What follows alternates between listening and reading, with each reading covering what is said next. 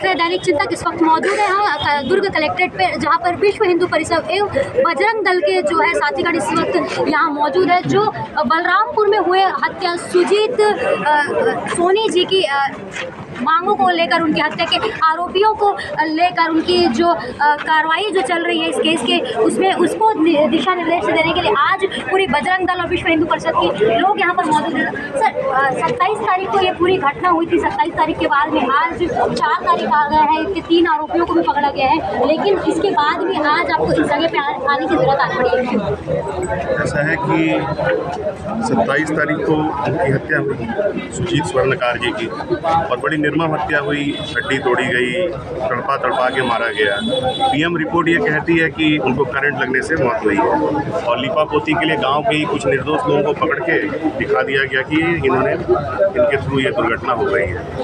हम प्रशासन से ये जो रवैया है उसकी हम पुरजोर विरोध करते हैं। सरकार को भी बोलते हैं कि इस विषय में ध्यान दें, और प्रशासन को चेताना चाहते हैं कि जो सही और जो दोषी है उनको पकड़े और लिपापोती ना करें। इसमें साफ विदित होता है कि गौ रक्षक की हत्या हुई है, तो इसमें जो गौ तस्कर है वो इन्वॉल्व है, और साथ में जो गौ मांस का भक्षण करते हैं वो इन्वॉल्व है, और इसके ऊपर जो पैसा उगाही की जाती है उसमें प्रशासन को भी कुछ हिस्सा बढ़ता है, और वो प्रशासन पुरजोर कोशिश में लगा है कि इस मामले को किसी तरीके से दबा दिया जाए या जो मेन आरोपी हैं वो सामने ना आ सके। तो हम लोगों की विशेष मांग है कि तत्काल में इस पर CBI जाँच बैठाई जाए कि जाँच सही रूप में बढ़े आगे, और जो दोषी है उनको चिन्हित किया जाए, कहीं भाग ना जाए, उनको रोका जाए, और इसमें 1 करोड़ की सहायता राशि तुरंत परिवार को प्रदान की जाए, और जांच शीघ्र गति से आगे बढ़े, और सरकार भी इसमें सहयोग करे। सरकार की उदासीनता वहाँ दिख रही है हम लोग को। नहीं तो बजरंग दल इसमें बहुत उग्र आंदोलन करेगा, और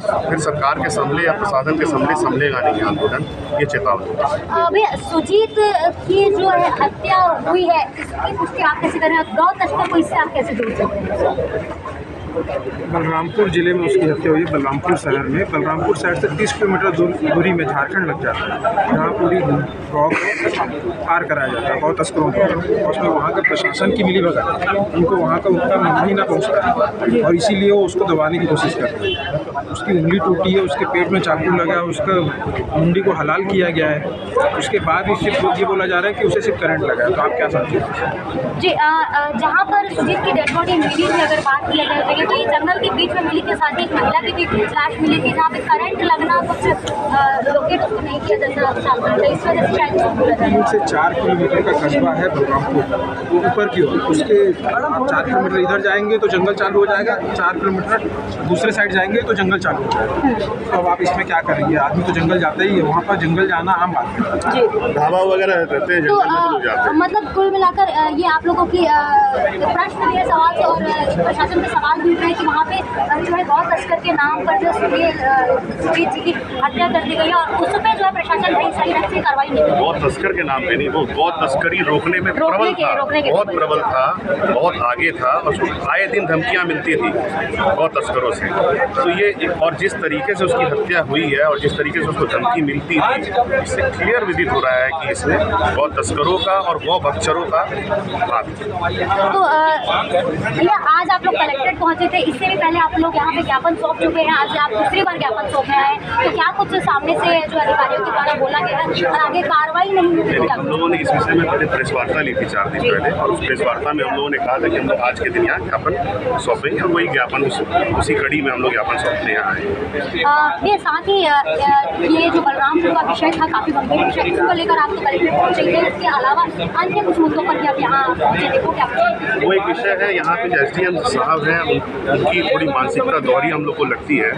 किसी एक कम्युनिटी को वो थोड़ा फेवर करते हैं, और दूसरी कम्युनिटी के प्रति उनका जो विचारधारा है या उनका व्यवहार है बड़ा दुराभासी है।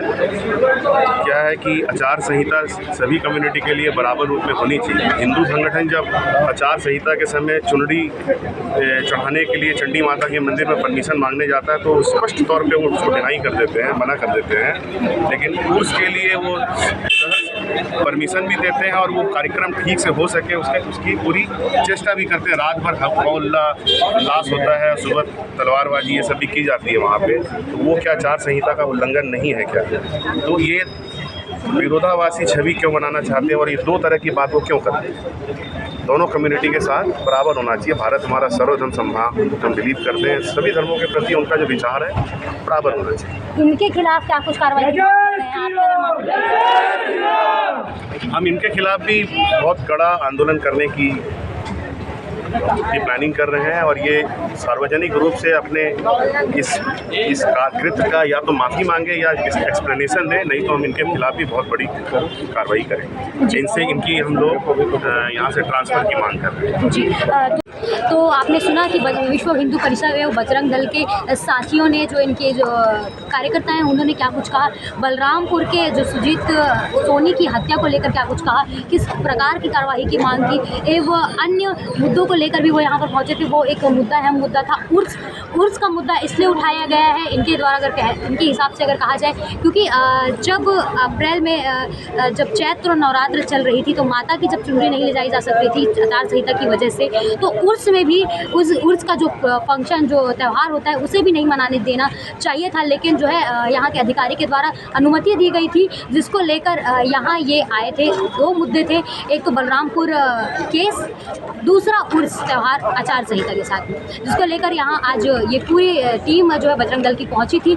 लेकिन इसमें लगातार कार्रवाई की मांग कर रही है। एक हफ्ते बाद फिर से जो है बजरंग दल इस जगह पर पहुँचेगी और जानने की कोशिश करेगी और जानेगी कि क्या कुछ कार्रवाई इस पूरे दौरान हुई है। लेकिन अगर कार्रवाई नहीं हुई तो उग्र आंदोलन का भी ये दावा कर रहे हैं और बातें कर रहे हैं कि आज तो कलेक्ट्रेट पहुंचे हैं, लेकिन आने वाले समय में जाकर ये जो है नेशनल हाईवे चक्का जाम करेंगे। क्या कुछ इस खबर में अपडेट होती है उसको देखने के लिए बने रहिए दैनिक चिंतक के साथ। धन्यवाद। आप देख रहे हैं दैनिक चिंतक।